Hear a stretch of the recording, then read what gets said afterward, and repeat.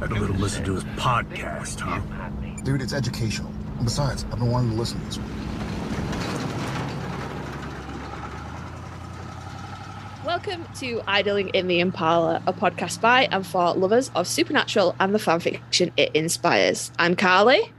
I'm Sandra, and today for this episode, we've got a full back seat. We're lucky to have founders of communities that are proponents and proliferators of fan fiction of all shapes, sizes, and ships. From SPN FanFic Pond, we have founder Mana and a current admin who's wearer of all the hats, Michelle. And from Fanfic Ocean, we have creator Sarah. For SPN Fanfic Pond, it was founded by Mana and Kale in December of 2015 on Tumblr. It's a creative community where more well-known, experienced writers serve as mentors to newbie writers. One of the main goals was for bigger writers to signal boost smaller ones. And for the Fanfic Ocean, it was inspired by and given the blessing of SPN Fanfic Pond founders. It was created by Sarah and their cousin, Scarlett Winchester 84, to provide a place for fanfic outside of the SPN community. So I want to thank you all for taking some time to talk to us about all things fan fiction today. We've got a lot of different audio situations going on. So we're gonna work together as a community to make this podcast episode happen. I kind of wanted to kick things off by asking each of you how your love of fan fiction came about. So, Mana, I was hoping you might be willing to share first about how the fanfic process started for you. Yeah, sure. So it started way back in 2014. So it started in 2014. Sorry, I'm gonna start off as a fucking Debbie Downer. Shit. So okay. My mom was diagnosed with cancer, and I was her primary caregiver, and I had always had an interest in writing, and I've always been kind of very sexual, like, I guess not sexual in like I'm a slut, but like my brain is a slut.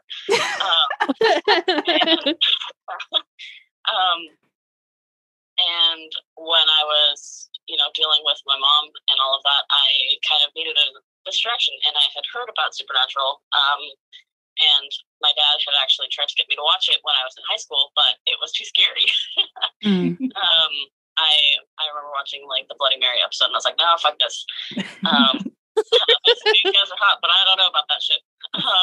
So then jump to a few years later, I was like, well, I've heard a lot about Supernatural. I see it all over on Pinterest and stuff. Like, let me see what this is about. And like 5 minutes into 5 seconds into the first episode, I was like, I'm sold. This is my life now. Yep. So I binged it. I binged at that point. They were on the hiatus for season 10. So I binged all 10 seasons in 3 weeks. Wow. At that point, yeah, I was at home with my mom 24/7. So it was like if she didn't actively need me, I was in the room watching Supernatural. And when my sisters came over to like take their shifts, I went to the room and slept, and then got up and watched a couple episodes of Supernatural. So as soon as I was done with the show, at that point, I was like, okay, I need more. And that's how it started.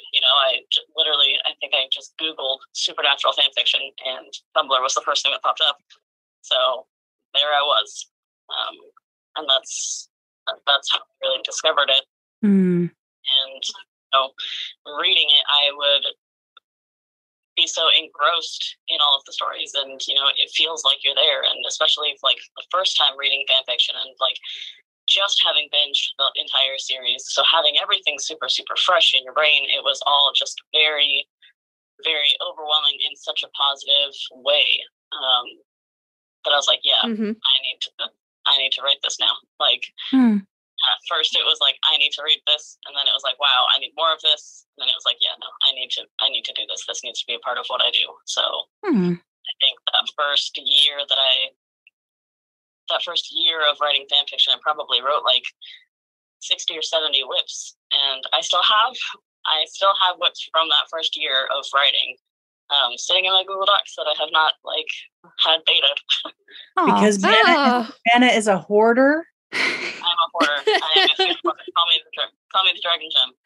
Yeah. I must hoard these fics for 12 years before I release them. Yes, I yell at her all the time. I'm like, you finished that and you didn't post it yet? No, I didn't post it. I've reread it. Aw, Michelle, how about you and fan fiction in general, like how you came about it? Well, honestly, my story is similar to Mana's in that it was about the same time. I had just had a lot of turmoil in my life, and I just moved to a new city, to Chicago, and I didn't know anybody. And I was already disabled at that point, so I wasn't meeting people, by going to work.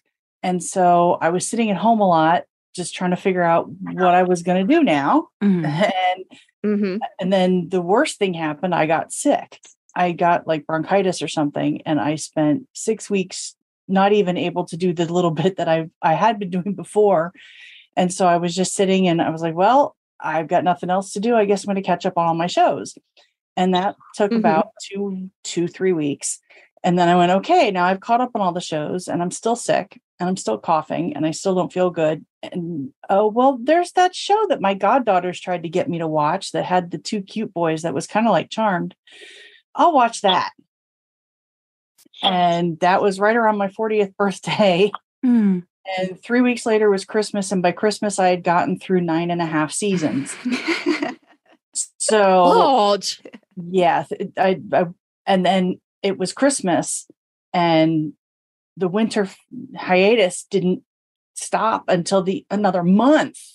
And I went, oh, this is not good. I need more. In the meantime, I was on Pinterest at the time and seeing all this cool stuff from Pinterest. And then I realized that all the cool stuff I was seeing on Pinterest were just screenshots from Tumblr.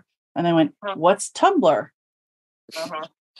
And that was the end of life as I knew it.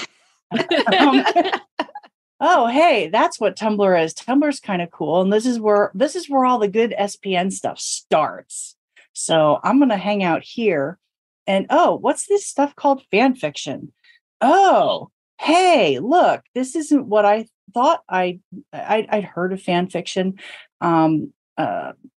The wife of somebody I went to high school with that I'm friends on Facebook with, she writes fan fiction for, I'm not sure what fandom. It's not SPN though, Overwatch or something like that. I'm not sure. And I had read one of her stories, well, about half of it. She never finished it, but anyway.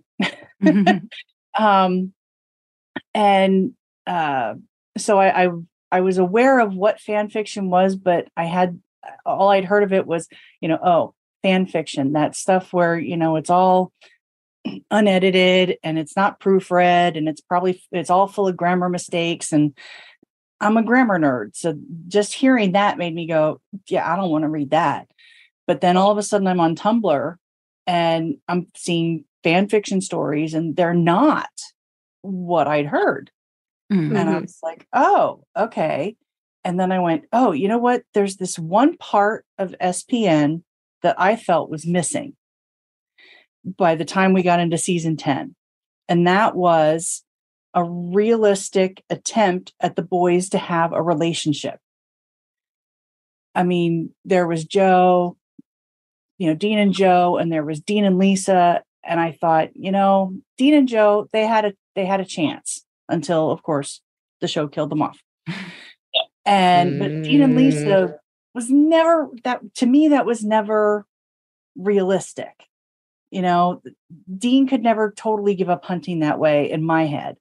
And so I always knew that Dean and Lisa were doomed. And I was like, you know what? I really want the boys to find a hunter. And eventually Eileen came on the show and I was like, yes, Eileen, that's Eileen.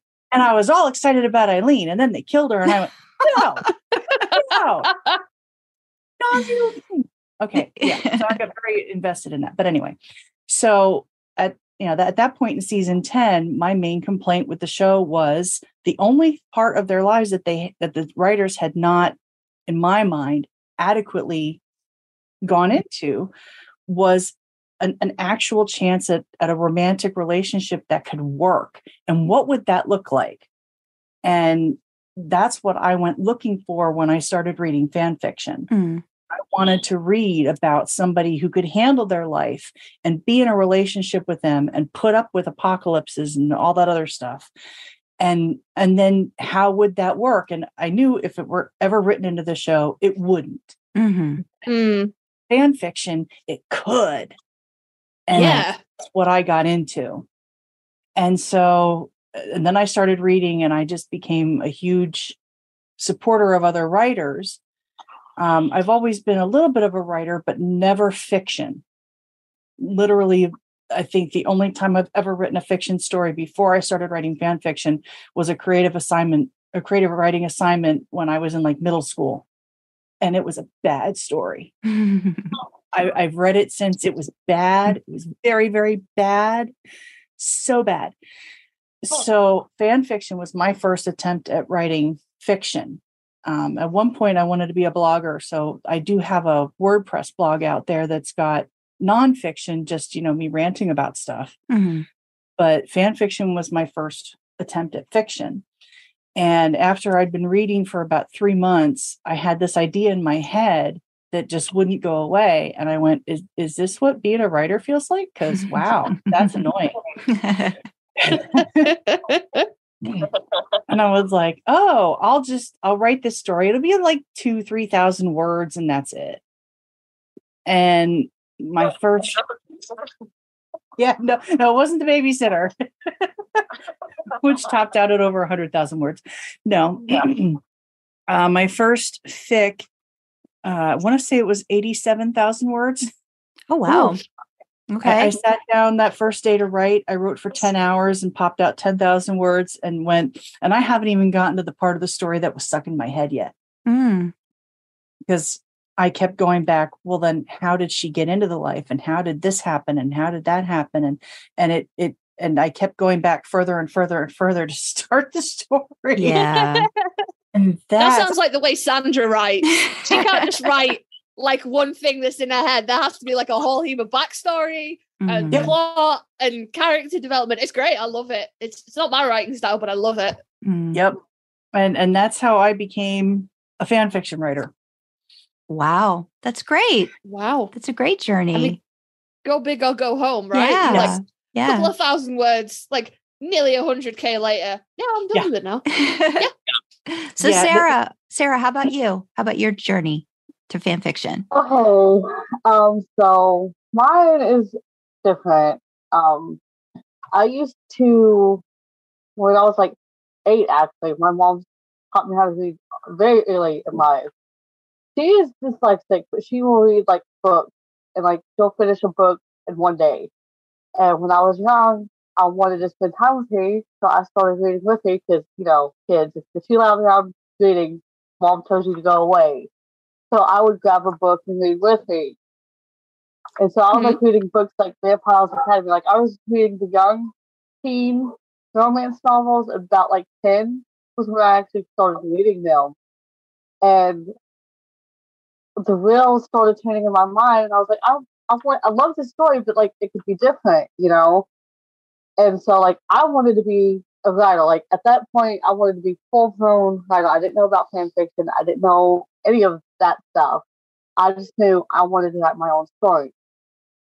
But as we all know, with writers' brains and blogs, it's not easy doing that. So every time I would like start my own, I would never finish it, and it was so frustrating. And my cousin, the one that actually helped me salt the ocean, she was like, you should start writing fan fiction before you write originals as practice. I was like, what are you talking about? And so she showed me all of her stories about like, she did supernatural and the stuff that she liked. And I was reading it and I liked it. And she showed me Tumblr. She goes, you write it yourself. You like about shows that you like, things that you want changed. And I've been doing that and using that to like get my writing a lot better. Like I'm still not good. I still make mistakes, and so I'm still using that and I think like even if I ever do manage to finish an original, I think I still plan on doing fan fiction because it's so fun and you get to make the story how you want it. You get to give characters things they didn't get to have. It's nice. Yeah. It's a nice change. Yeah. I think the nice thing about fan fiction is, right, you've already got the characters established. You've already got, depending if you're really going to go full into the canon, you've already got the environment, you've got the places, the people, all of that stuff that makes it where you can just dive into like the writing of it. So yeah, I think your cousin was like spot on too. It makes part of the writing a little bit easier because you're not creating from scratch, right? Like you're using someone else's information sandbox to just go crazy with. And I know, talking to Karlee a lot, I find Supernatural just so great for that because they've got a sandbox that's limitless. So it then lends everybody else on top of that to go even crazier. And then talking about like, alternate universes, the planets, different Earths, like what's happening with this Sam and Dean, what's happening with that Sam and Dean. Like every AU is just,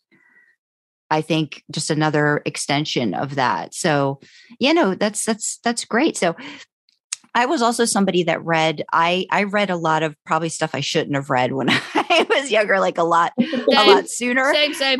But for me, it was more the issue that my mom, coming from Italy, didn't have like the best, she only went to school like up to the 5th grade. So I don't even think she knew half the stuff I was reading. I would just be like, Mom, can I get this? Mom, can I get this? Mom, can I get that? So it was like that sort of, connection of learning about things, not really understanding. And then like, as you get older, going back, going, okay, that's what this is. But no, I love all that. They're similar journeys and then very different. So diving into, so now we're going to, I dived in, I did a pun. I didn't even realize it. I'm diving in. Manna, can you talk about how the fanfic pond actually, like what possessed you to create it after all of the, diving into fan fiction yourself? Like what became this extension of creating this community? Like what was the reasoning behind that? Well, I cannot take credit for the fanfiction pond existing. That is 100% Kaylee. That is okay. The pond is and always will be Kale's baby in my brain. Okay. I was just a person who helped her make it happen. Gotcha. So, I think we all have very similar experiences with fan fiction and like Tumblr. And as soon as you get on, you start finding other writers and you're like, oh, hey, I want to talk to you about this. I loved your story. You draw inspiration from other writers and, when you start branching out to get stuff beta and, talk about story ideas and, bounce ideas off of people, and you start finding your little core community, Mm-hmm. Some people would say cliques, but I think that there's a difference between a clique and a community. And I feel like a lot of people find that on Tumblr, and in fan fiction. And we were really like, I kind of found my own little community of writers who I trusted and talked to and, drew inspiration from and helped them edit their stories, and they helped me with mine. And, some of them were really big blogs and some of them were like really tiny blogs like I was. And along the way I had met Kaylee, who is Tumblr is a profound bond with Dean. And she was like the biggest supporter of fanfiction writers I had ever seen.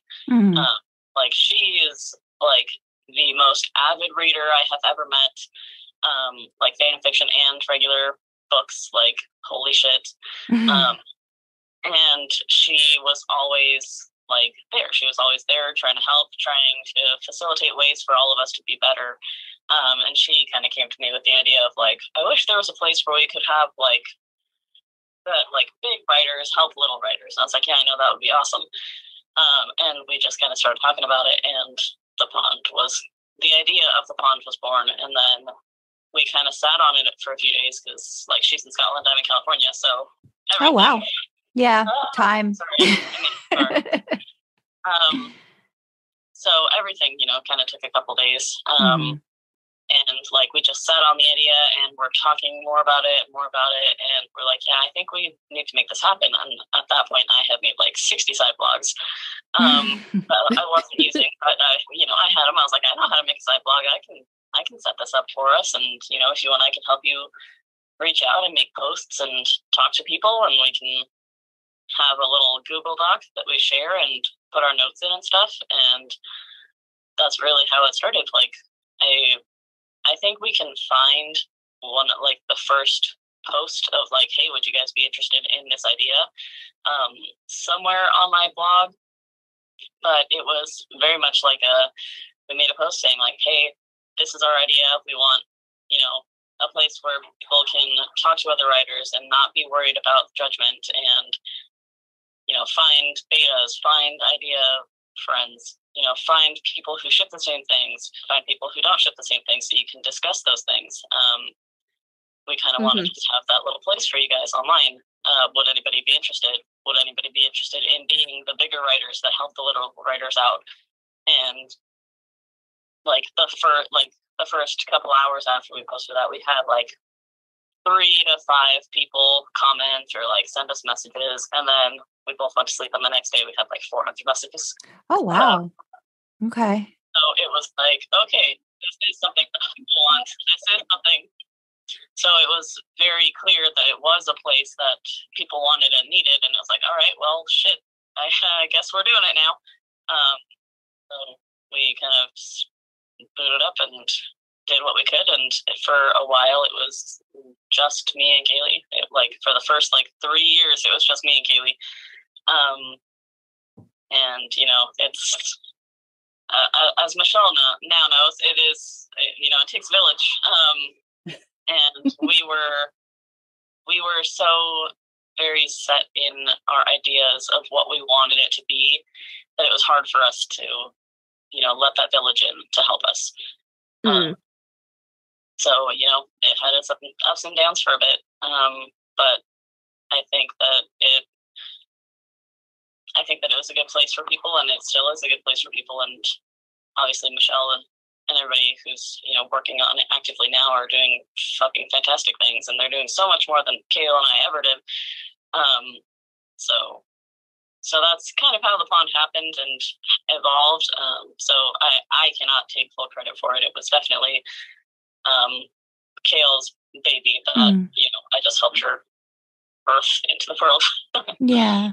So when you say like the first 3 years, was there resistance to change? Because it sounds like you were very wanting, to incorporate lots of different things. Was it just, had you guys been set in like a certain routine or the way things were initially set up, or what? It wasn't necessarily a routine or anything like that. It was just, with the changes that we wanted to make, we knew that there would be so much more work to do. And it was already hard enough as it was. But we were, very idealistic and very Puritan about, she and I had so many in-depth conversations about what we wanted this place to be. So the idea of letting somebody else help us was like, well, they don't know what we want it to be. Okay. Okay. Yeah. So it was more like we were trying to protect our idea, and we wanted to evolve it and grow it and, make it better. But we were just so scared that if we let somebody else in, that they were going to take it in a different direction, or, not be on the same page as us. It sounds like not wanting, like you wanted to make sure your mission would be continued. Right? Yeah. Because even at that point, we had discussions about it, and we're like, if it has to stay small and we struggle to keep it as we want it, then we would rather it be that than have it grow into something else that may be larger and reach more people and have more people involved in it, but loses kind of the original sentiment. So we were just really protective of it, and of our idea and of the space that we had originally created. So that was that. I think that was a lot of that struggle, and that the reason that it was what it was for the time that it was before we, involved Michelle and others. Yeah, I kind of got involved because I annoyed the heck out of Mana on a 12-hour road trip. She would not stop talking about it. I was like, all right, fine. You seem like you're on the same page. Okay, fine. I'll let you know. Literally, it was a 12-hour road trip because Mana, Ori, and I went to ShyCon 2018, but I had moved to Philly by that point. And so we already had the tickets. So Mana and Ori flew into Philly, Ori had family in Pennsylvania. So she was visiting her family in Pennsylvania, and Mana flew into Philly, and we just drove. We did the 12-hour drive with the three of us. And the whole way, on the way there, I'd been thinking, all right, I have all these ideas things that the pond should do that I just want to get. I'm going to tell Mana. I'm going to have. It wasn't like she had a told these before online, but then I was stuck in a car with her. Yes, I was like, oh, I get to hear what she thinks of these ideas. Captive audience, she can't leave. That's the best way, isn't it? Trap someone in a car for 12 hours. They can't leave. They have to listen. Fully on board. Yeah. And I rather than me just throw these ideas and having her go, and then, but I got to go do this. Like, she's going to be in the car. She can't get away. And I'm going to find out what she thinks of all this. And I'm going to make her do these things. And I was completely surprised when near the end of the 12 hours, she went, oh, we just lost her. Gosh darn it. Oh. All right. There we go. Are you back? Sorry. Okay. Yeah. I was like, you were completely surprised when what? when about 3/4 of the way through the drive, it was, all right, why don't you do it? What, me? No, I'm not even, no, not me. You're the one who has you do it. And I believe Amanda's response was, no, you do it. Yeah. Because it was, at that point, I mean, I don't remember everything that she had said in that drive, but everything that, Michelle had been bringing stuff to the table long before we had that conversation in the car. And I talked to Kaylee about everything, and we were both always on the same page of like, these things sound great, but who's going to do it? Mm-hmm. These things sound great, but how are we going to make that happen? And, I think while I was in the car with Michelle, I was, having those same thoughts of like, these are all really good points. These are all really good ideas. I would enjoy these myself as a person who's into the fan fiction world. I'm sure that the people that are in the pond would enjoy them. How the fuck are we going to do this? Just me and Kaylee. And I was like, we can't. Michelle, pop in, jump in. I'm jumping out. Michelle had expressed so many ideas, and like, she's on her own, she's an amazing supporter of fan fiction writers, and having that talk with her and meeting with her and, being in the car and, having the background that we had online, it was kind of that catalyst moment of like, okay, this is a person who will not fuck up our mission. This is a person who is on the same page and wants to do more of what we want to do. So I think I'm pretty sure that while we were in that car, I was texting Kaylee and like, hey, I'm with Michelle right now. She's talking about this. Hey, she wants to do this. Hey, we had talked about this idea that she had brought up to us. And it kind of got to the point of like, well, I think that Michelle would be a good fit for this. And, I think she can do it. And I don't want to do it. Not I don't want to do it, but, how am I going to do it? So yeah. I was like, all right, Michelle, jump in. And I was like, I think I texted Kaylee, like, Michelle's got to be in with us. She's got to start helping. And, when we were in Chicago, Kaylee replied the next day and was like, okay, all right, let's do it.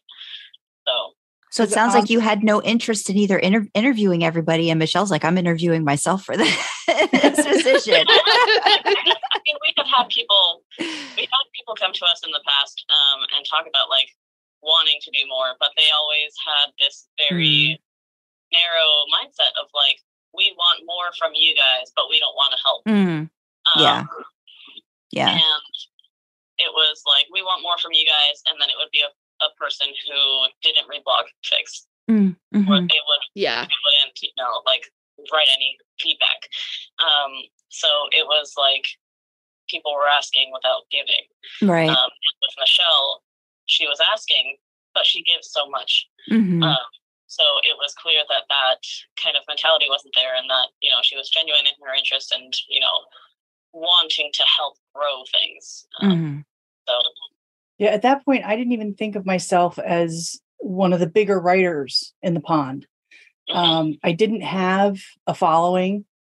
It would have been 2018, so I'd only been on Tumblr for 3 years at that point, and I didn't even have 1,000 followers at that point. I still don't have a lot of followers compared to some of our other members.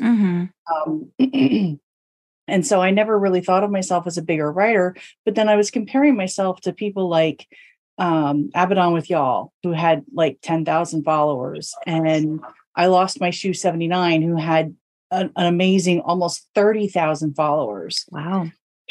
And so I was comparing myself to them, and they were churning out stuff, all the time. And I've never been a real, I've never been a regular writer. At my best, I was writing a lot. I've done NaNoWriMo a couple of times, and I've managed to win, and it exhausts me to actually write every single day in order to reach that 50,000 word count. And so I never considered myself a bigger writer. So when Mana was like, all right, we're just going to make you an admin. And I went, but I'm not even like a big writer. I'm not, I didn't think I was good enough. And it wasn't about your blog size, it was about the size of your heart. Aww. I think we all suffer from that, right? Like we all suffer from imposter syndrome, though. That's like, I think that's a thing that's just inherent, I think, with writers too, or anyone who's creative. You get that comparison that might, think that you're not able or capable. But it sounds like, Michelle, you had the drive that was going to make things happen. And that's what Mana and Kale probably needed. They were like, okay, look, somebody wants to take the wheel on occasion and help steer this. So that's awesome. Impala swapping off ourselves for so long that when we saw a third person who was like, I can drive for a little bit, we were like, okay, fine, we're going to sit in the back seat. Oh, that's great. So where we're going, get us there. Yeah, getting there, right? Like that's like, can we get there? Can we get to that next goalpost, that next mile marker? And so it's nice to have that support. And it sounds like, Michelle, considering how long we're talking here, you've stuck around, so you've been you've been in it for the long haul. How has the pond kind of maybe built on itself since you came on board? Because I know there's members are sorted into different groups. So there's like, I've got my notes. We've got big fish and guppies. You've got like, there were sign up lists for beta readers. A big fish would be asked to recommend a guppy fic each month. So different things like that. How is that how has that changed and grown because of your input, and then maybe who else you've brought into the pond? Well, when Mana and Kale started it, there were big fish and guppies, I think. Okay. And it actually took me a while to join the pond, because I felt like I was a little bigger than a guppy, but I was not a big fish. I was like, I am so not a big fish. And so it wasn't until they added a third, was it Mutuals? I think was the third. I think it was Mutuals. Yeah, I think it was Mutuals. Mutuals from the beginning, for people who didn't identify with the whole writer thing, but were more readers. I don't remember what it was that we added as the now jellies, but and that was when I went, okay, that's me. I'm not a beginner, but I'm not an expert. I'm right in the middle, and that's me. And that's when I joined. And it was, but I had followed because Manna and I were friends, what Pond had been doing, and I appreciated it. And then when I came on board, my first few months, I didn't do anything without checking with Manna and Kale first. Like, I'm going to make this post and you have to approve it first. Yeah. Right. And we appreciated that because, having a new person after so long of having that same thought of like, oh, I don't want somebody to make a post on us, not agree with it. Like, I feel like we trusted you and your judgment, but it was nice that you were checking in with us to make sure that we were all good. Yeah, I was like, all right, she's good. She's good. You've trusted me with your baby. And at one point, I think Kale was just like, just do it. You're fine. Just do it. Whatever you want to do, just do it. I have a job. I have a husband. I have a life. Just do it. And I was like, though, I don't have a job. I have a husband, but I don't have a life. So, okay, I'll go do it. I get that though, Michelle, because when we started, I said I would do the Twitter stuff because Sandra was like, I don't really like marketing myself. And I was like, I don't care. I'll do it. And for the first little while, every single tweet I was going to send out, I sent to her first. And I was like, is this okay? Is this what you like? Is this all right? And eventually she did the same thing. And she was like, just do it. Just tweet what you want. It's fine. And then after a while, I'm trying to think, when did we bring Mel on? I want to say it was a couple of years ago, but I don't quite remember. Kale had a baby. Baby's best reason to suddenly not have time for the pond. So, we love Kale and we love Kale's baby. And so she was backing off a lot, and Manna went out and got a life, and I was like, all right, y'all are allowed to have a life. So, but I'm here by myself and I'm getting tired. And so we started bringing other people in.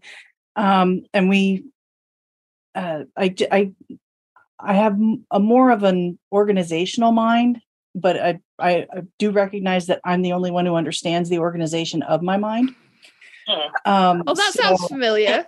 That sounds familiar.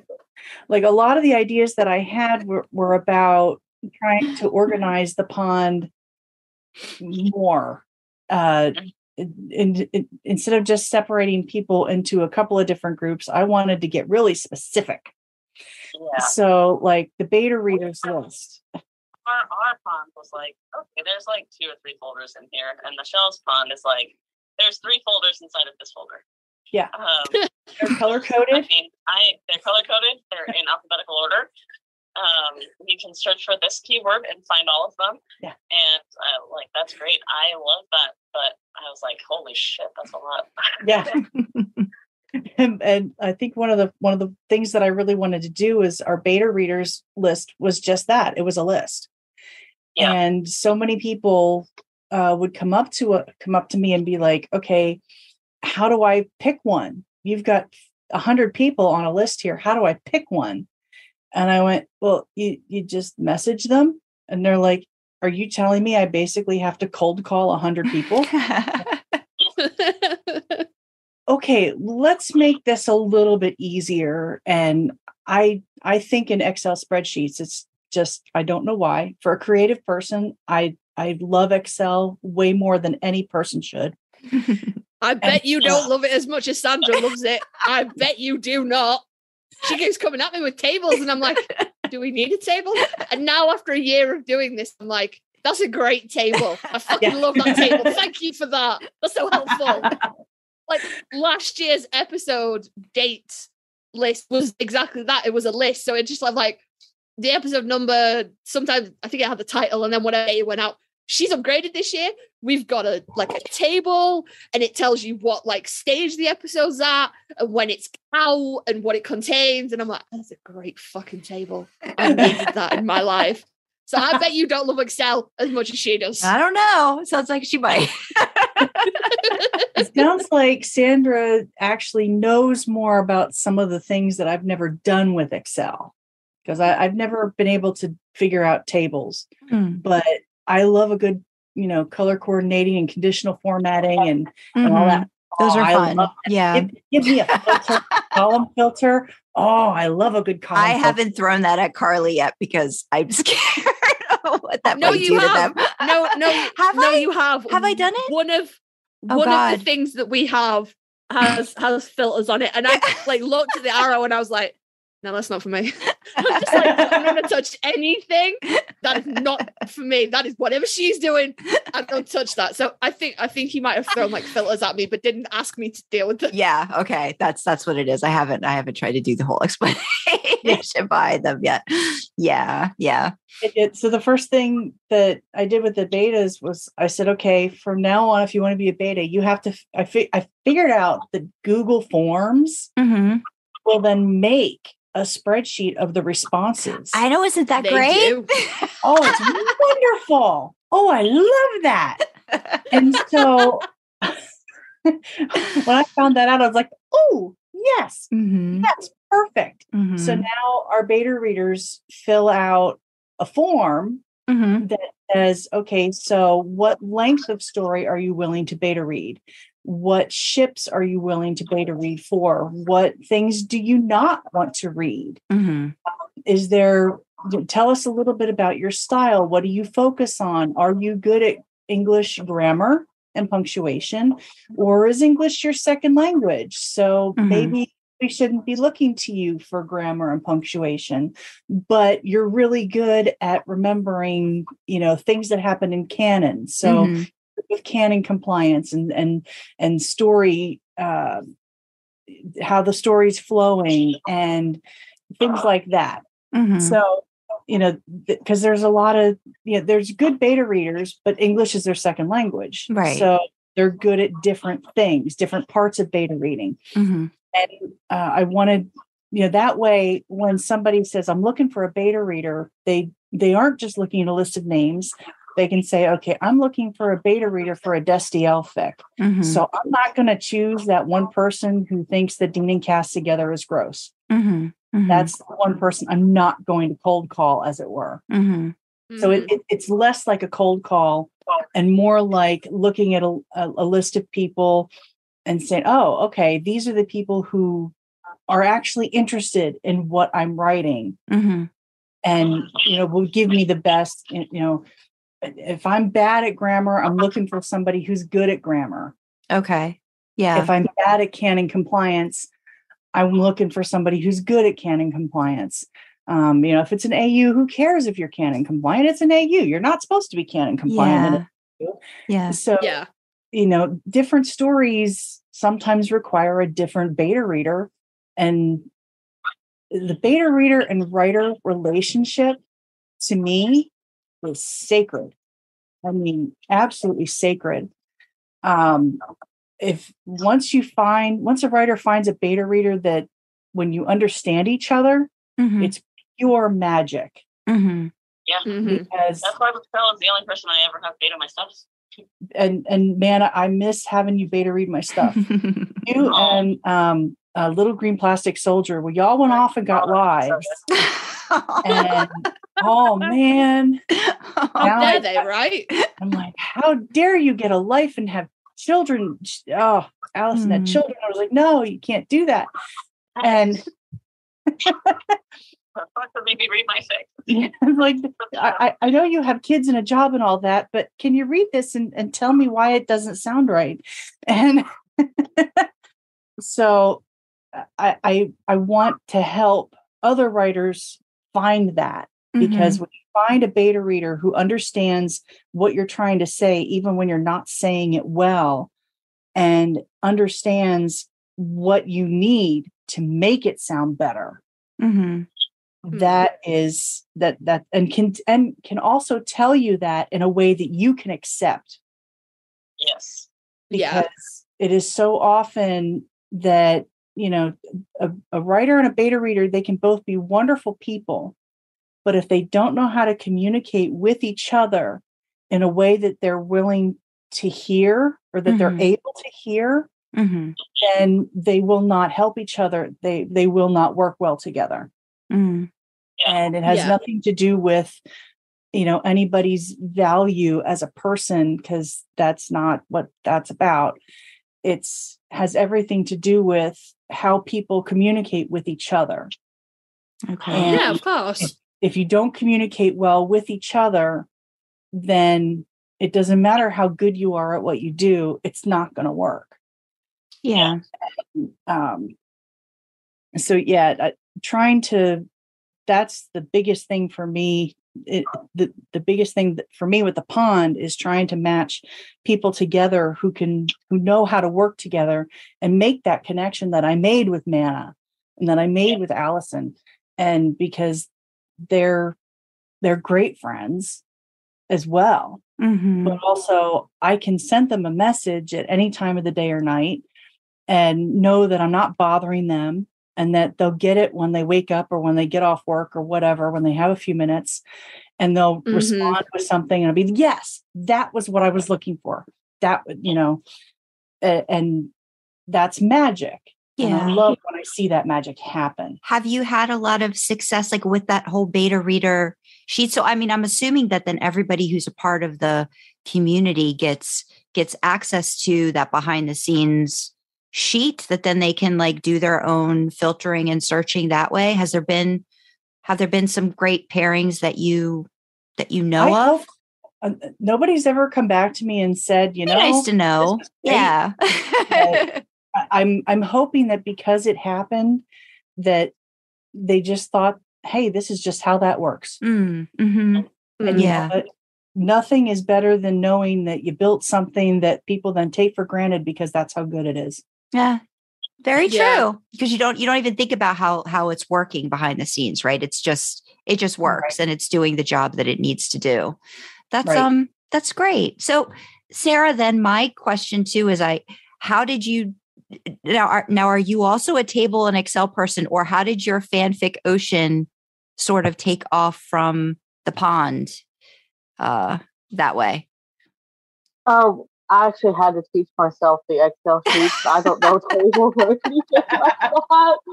I like things organized too. And so like I know the basics and that's all. Like that's all on the Excel thing. But I joined the SPN FanFic Fund because I got like so deep into supernatural fandom and I started writing fanfiction for that craze. But then me being a writer and lover of shows, I just started holding fandoms. And I was like, well, I want to share my other fanfiction to a place like the pond, but not them because they only do supernatural. And I was like, okay. And I was talking to my cousin, and I was like, well, if I get their permission, maybe we can do it. She goes, okay, which fandom? And me being the greedy little person I am, I was like, all of them. All of them. Yeah.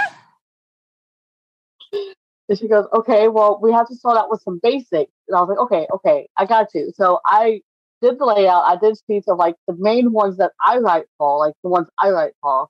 And then I added the ones that she writes for that I don't write for. And I was like, okay, before we post this, before we submit this, we have to take this idea to SPN FanFic Fund. We have to make sure they are okay with this.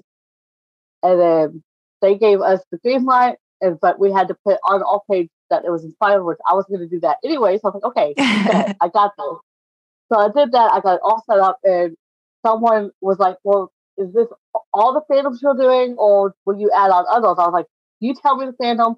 You give me so many characters to start off the tag sheet with, and I will add it. And so it's just. So how many are there right now? Do you have like a limit, or are you pretty much open to whatever fandom, like if they approach you about it? Actually open to all the fandoms. Okay. Because like I said, I'm greedy. Right now we have, let me see if I can get this to load. It's not being nice. I know we're not having a lot of computer luck today across the board. but we're going to keep trying. Someone asked, they was like, do you just do TV shows and movies, or do you do books? I was like, you know what? I love to read books, and so we're doing that too. And like, well, that's great. And then like we'll just put like in parentheses if it's like if someone wants to do just Harry Potter for books, not the movie, we have options, Oh, so you even like go from like whatever, like maybe adaptations or like the actual like original work, like that people could like go off of that way too. Yeah. Neat. Okay, so right now we have, let's see. We have so many. It's the manga in there, just like we have a variety of everything, and we're always adding on. And like, if it's something I don't know, I'll go and Google characters, or I'll ask the person that asked for the fandom, like, "Hey, give me some characters that you might want on the tag sheet." You know? Okay.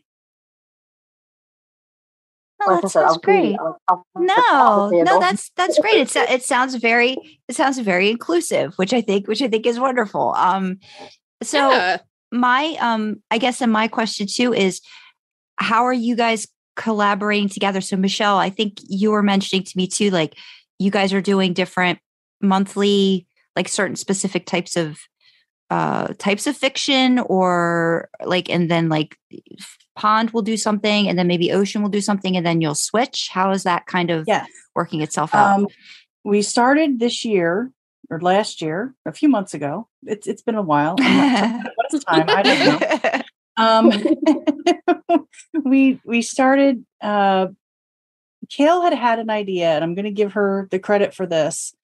Years ago, literally years ago, that we should do, I think she called it Ocean Weekend, or she called it something different before we called it Ocean Weekend. Because Kale, God love her, has written very, very little supernatural fan fiction. But she loves herself some Bucky Barnes. Yes. I forgot to tell you this. That is my man. I forgot to tell you this, Manna. A Profound Bond with Dean is no longer a blog. We deactivated it. She's now just under Sebi Trash.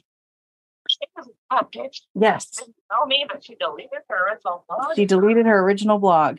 Strongly worded text later.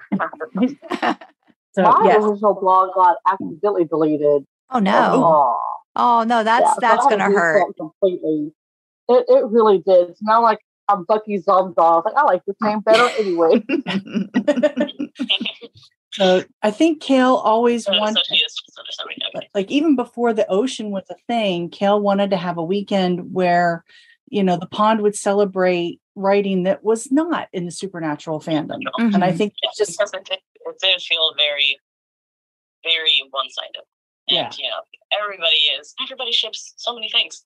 Like there's not just, people that are only into supernatural. Once you get into one thing, you start branching out. So even if you started in supernatural, you're eventually going to branch out at some point. Mm-hmm. Yeah, so she did have that. Sometimes you start in other places and branch into supernatural. That's what I did, and now I'm like stuck in supernatural. Yeah, that's what I did as well. I was aware of fanfic and like AO3 and everything like that, and then I found supernatural, and I was like, well, let's just see. I bet there's something out there, and then it never stopped. Yeah. And so that idea has been on my Pond Improvement Ideas doc since the beginning. Since the very first time I went, all right, I need a doc, and I shared it with Manna and Cal and went, this is just where I'm throwing all my ideas, and we'll get through them eventually, I'm sure. And no, we haven't. It keeps growing. It's like 15 pages now. That's oh my gosh. Sad. Once in a while, I pop back into it, and I'm like, okay, she's still got some. I still got some work to do. She's still got work to do. I'm not bored yet. No, not at all. And so when we brought on Mel, Fictional Abyss, and then we brought on Marie. She's Marie Kooky 6661, I think. I was like, oh, we finally have some extra bodies. Let's start trying to do some of these things. And so the three of us got together and we went through my entire list of ideas, and it actually took us 2 different times getting together because it took us like 3 hours to get through all the ideas. Mm-hmm. And to decide, is this an idea that we like or not? Mm-hmm. And then after that, all right, this is an idea that we like. Is this something that the three of us can conceivably achieve, just the three of us? And if it is, all right, then details. And if it's we have some ideas that we would love to put into play, but we know we as 3 people cannot do it. Right. Especially Mel's been having some family stuff, so she's on hiatus. So now it's just me and Marie, who is also an admin at the Ocean. So she's doing double duty. Yeah. And so it's like, all right, so there's 1.5 of us now. And looking at all these ideas going, yeah, we cannot accomplish all of these ideas, but this one idea, this is once a month. And I said to Marie, I said, do you think the ocean would be open to doing this once a month, take a weekend and celebrate different kinds of writing, different kinds of stories, and focus on, just that? And she's like, well, I'll take it to them and find out. And they were on board. And I said, this isn't something that's supernatural specific. This is all kinds of fan fiction. And, then there were a lot of our members who were going, why doesn't the pond go into our original writing? I write a lot of original stories. Why can't I have the pond boost them? And I'm like, well, it's the SPN fanfic pond, not the everything else pond. And I went, well, let's make that one of the months. So one of the monthly celebrations can be your original writing. One of the monthly celebrations can be your fanfic from other fandoms writing. And we came up with 12 different kinds of writing. And then every month we celebrate different kinds of writing. And the ocean does it on the first weekend of the month. And we do it on the third weekend of the month. And we just spend the whole weekend, reblogging whatever has been submitted to us. And I have to say that first weekend when we did non-supernatural fan fiction, we had, I want to say it was like 400. It was a ridiculous number of links submitted to us that we reblogged. I think we were reblogging a new post every 10 minutes or something. Wow. Because it was so much. It was 200 or 400. It was a lot. And Marie was like, I was not expecting this. This is a lot. This is a lot. And I had to do math. And it was a lot. Because she had to figure out how often to do it. And after she had done the math and she'd figured it all out, then I said, I wonder if we could just put it into the queue and then mark it for so many fics per day, so many posts per day. And she went, oh, that would totally work. I couldn't do that before I did the math and scheduled all these posts. So, but yeah, we were completely overwhelmed. And of course, since then it's backed off a little bit as we were doing, like last month was original writing. So anybody who wrote something that was not fan fiction, but was original writing, and we included all kinds of writing. I posted some of my WordPress blog posts in there. And then I think this month is underappreciated fics. So if you've posted a fanfic out there and it only got 3 notes, that's what we want. Okay. And so this sounds a lot like this is just Tumblr, right? See, because this is where it turns into like a different beast to me, because I'm on Tumblr, but I'm not, I guess, like I'm not as active there. So I know you're trying to switch over a little bit and like utilize Twitter as well. So for the pond and the ocean, are you guys primarily still like a majority of your activity, would you say, is Tumblr? For the pond, yes. And how about Sarah, for you? Is it still mainly Tumblr? Yes. Okay. Yeah. We're trying to expand to Twitter just because I follow a lot of writers on Twitter who aren't on Tumblr. And I kept saying, you should join the pond. You should join the pond. And they're like, but you're on Tumblr. I'm like, well, we have a Discord server now too. You could be in the Discord server. And they're like, okay, but then I don't know anybody that's in there because you're Tumblr based. And so I was like, all right, we need to expand out onto Twitter. And so we tried a few things this past year. We're on Twitter now. I would say probably 90% of our posts are just things that we posted on Tumblr that auto posted also to Twitter. Right. Which is good. It's great that can happen. Yeah. I'm sure there's some Twitter followers who are getting a lot of fic recs from Tumblr because of that. But we had brought on somebody to be an admin on the Twitter and couple months ago, she said, "I'm sorry, I haven't been around. My computer crashed and I can't seem to get back up again." And that's the last I've heard of her. Oh, okay. So I don't know exactly what happened there, but we've kind of lost her. So it's just been me over there retweeting things. Mm-hmm. But the one thing that Jen did start before her computer crashed and we haven't heard from her again, she had the great idea of what she calls TweetFic Tuesday. Okay. So every Tuesday on Twitter, we post a prompt. And the idea is that any writers that follow us or whoever write a story within the 280 characters of a tweet. Oh, I'm out. Yeah, there's not enough time for plotting in that. I don't need a light plot, but that's Is that successful? How is that going? Wow. We've had a couple of responses, not many. Okay. And I think it's the limiting it to 280 characters. It's a challenge. Yeah. It's a real challenge. That sounds like immediately. Whoa. Yeah. I mean, we just had somebody write a few hundred words on Tumblr based off one of the prompts. And I was like, well, somebody saw the prompt. Yay. And I always feel bad because I'm like, I should be leading and doing this. And I'm like, I don't have time to actually sit down and write. I'm like, I should be writing things for these prompts I'm posting and make a good example. I'm such a bad example. It's so sad. But yeah, it's an interesting challenge. And I have had to, it's like I said, my first fic was 87,000 words. And I know one summer there was a blog called One Shot Supernatural that did a hiatus writing challenge. And every week they posted a new prompt, and you had a week in order to write something for it. And that was another one of those times like NaNoWriMo, where by the end of it, I was just exhausted. But it forced me to stop thinking in big picture, 80,000 word fic style, and to focus on 1,000 words. What can I do? Actually learn how to write a one shot.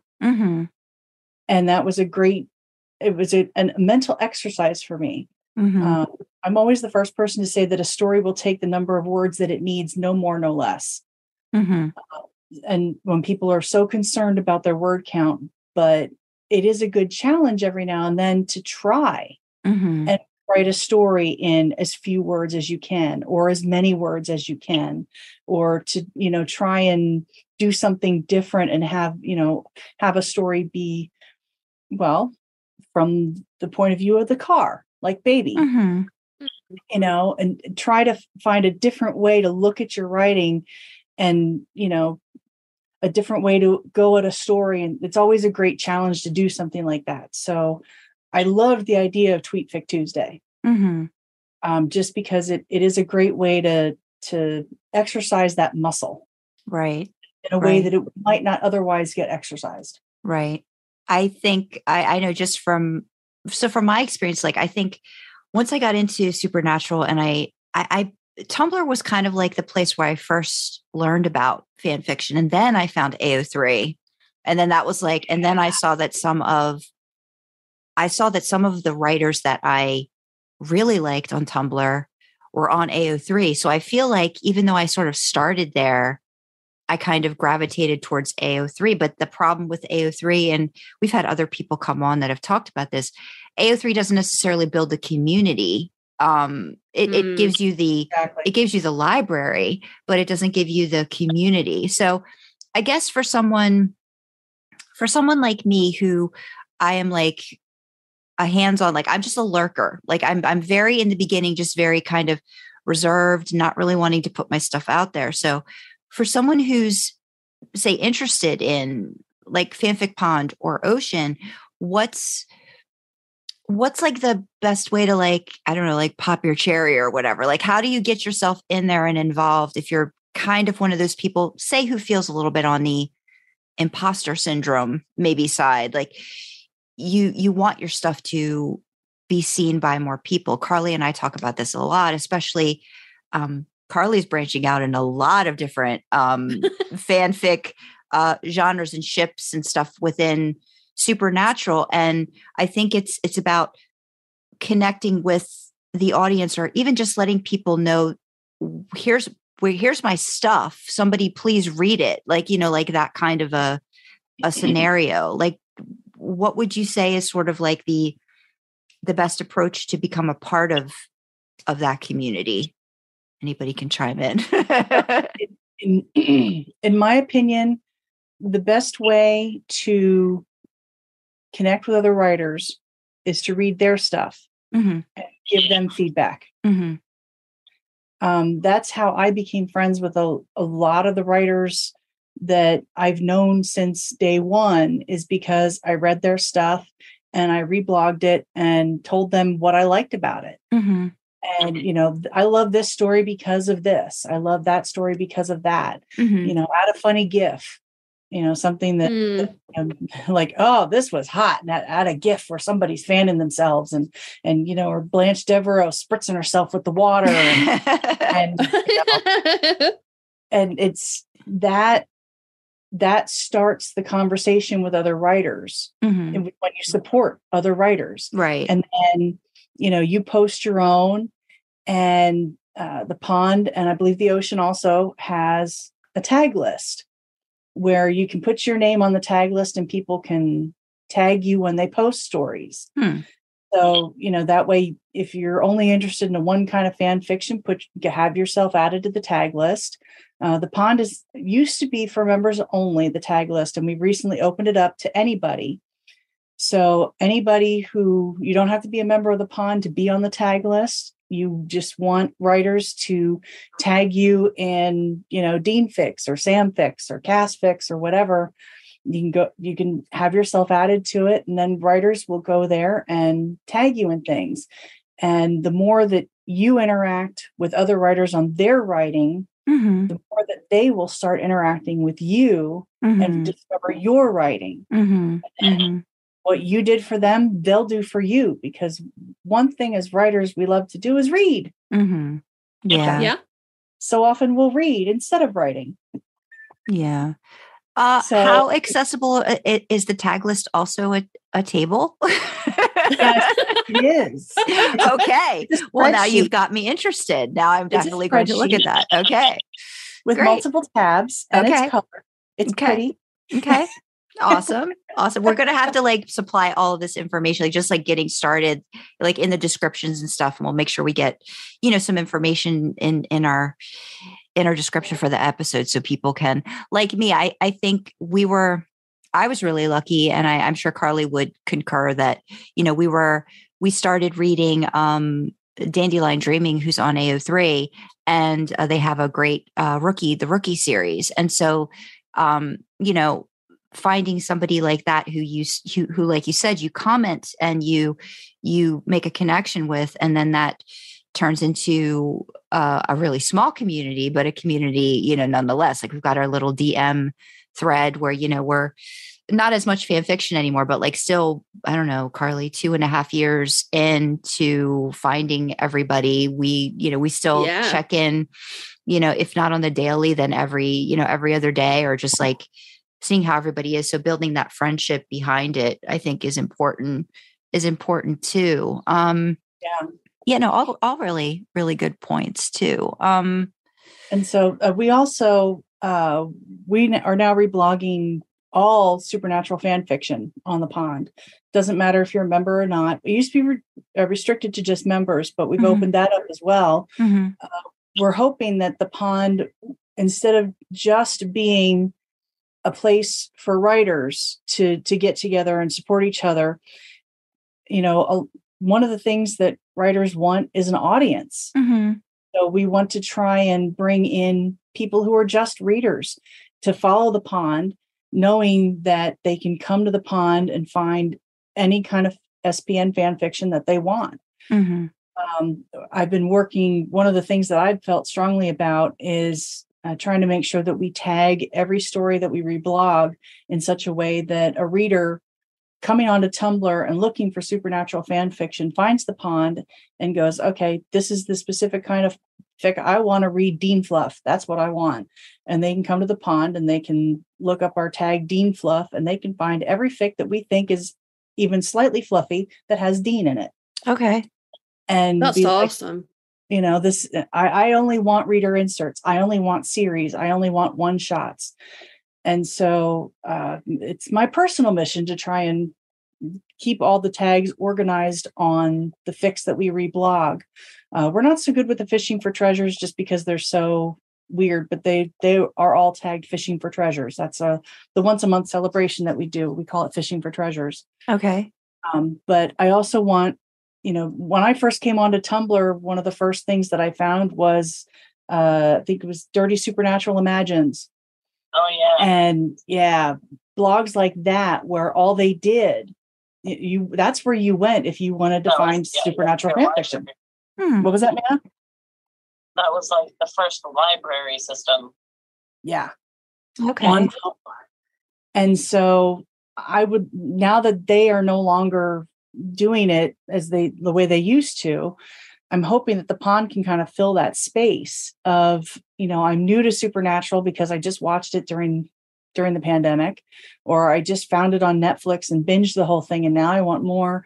And they come on Tumblr and they look for supernatural fan fiction and find the pond and find everything they're looking for. Mm-hmm.